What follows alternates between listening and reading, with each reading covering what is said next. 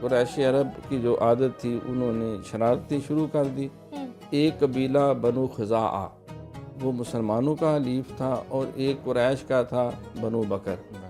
یہ آپس میں ان کی باہمی گٹھ جوڑ تھی.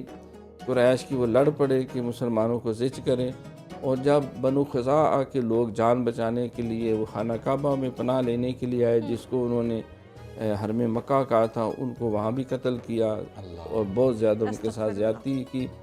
وہ دوڑے دوڑے سرکار کے پاس آئے کہ ہم آپ کے حلیف ہیں، ساتھی ہماری مدد کریں جیسا کہ معاہدہ ہوا ہے. بالکل. تو سرکار نے کہا بھی فوراً خون بہا ادا کرو، مقتولین کا معاوضہ دو، اور جو بچے عورتیں پکڑی ہیں ان کو فارغ کرو، اور اگر یہ نہیں بات تو تم پھر یہ صلح نامہ حدیبیہ کو توڑنے ختم کرنے کا اعلان کرو، اور ان کی حمایت سے بھی بنو بکر کے دور ہو جاؤ.